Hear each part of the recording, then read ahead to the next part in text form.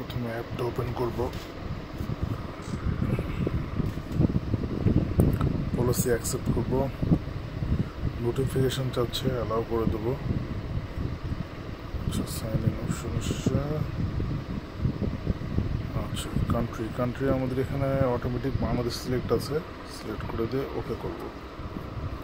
এখন এখানে বলছে লগ ইন করার কথা। আগে লগ ইন লাগতো না, কিন্তু এখন লগ ইন করতে হয়। এখন যেটাই করতে যাওয়া হোক না কেন লগ ইন করতে পারবে। তো দেখুন, এখানে থার্ড পার্টি অ্যাপ দিয়ে লগ ইন করার অপশন অবশ্য নেই। সেক্ষেত্রে আমরা সাইন আপের চাপ দেবো। সাইন আপে চাপ দিয়ে এখানে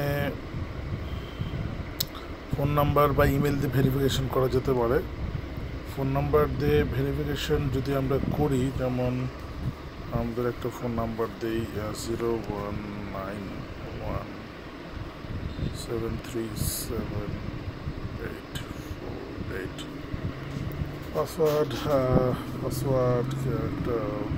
ডিফল্ট পাসওয়ার্ড আমরা দেবো। ছোটো হাতের বড় হাতের অক্ষর মিলিয়ে সর্বনিম্ন 8 সংখ্যা হতে হবে, 8 ডিজিট হতে হবে। 8 ডিজিটের বেশি হলে সমস্যা নেই। আর এখানে ছোটো হাতের অক্ষর বড় হাতের অক্ষর নিতে হবে। যেমন আমাদের প্রতিষ্ঠানের নাম লিখছি XPERT, এক্সপার্ট লিখলাম। এখানে এক্স বড় হাতের আর এগুলো ছোটো হাতের। একটা র্যান্ডম সংখ্যা দিয়ে দিতে পারি, যেমন 990033। একটা র্যান্ডম সংখ্যা দিলাম। মিডিয়াম পাসওয়ার্ড হয়েছে। এটাকে আরও স্ট্রং করলে, ইচ্ছা করলে ভিতরে আমরা @ বা হ্যাশও দিতে পারি। সবই ঠিক আছে। এবং আই হ্যাভ রিড এগ্রিমেন্ট, এখানে ভেরিফিকেশন কোড পাঠাবে এই ফোন নাম্বারে। আচ্ছা, ঠিক আছে, এটাও টিক চিহ্নটা দিয়ে নেই। গেট ভেরিফিকেশন কোড, আমরা এখানে ওয়েট করবো SMS আসে কিনা। একটা পাজল দিয়েছে, পাজলটা সলভ করে নেব।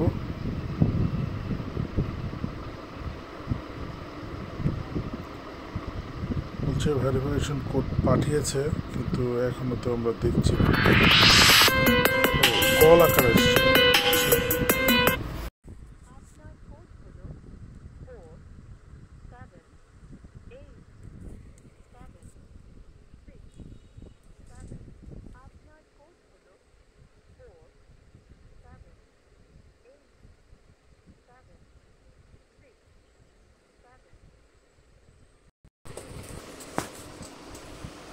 একটি কল এলো, সেই কলে আমাকে কোডটা বলে দেওয়া হলো। আমি সেই কোডটা এখন প্রবেশ করাচ্ছি, 478767।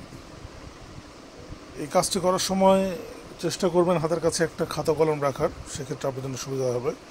ভেরিফিকেশন হয়ে গেছে, এখন এটা আমাদের ব্যবহারের জন্য রেডি।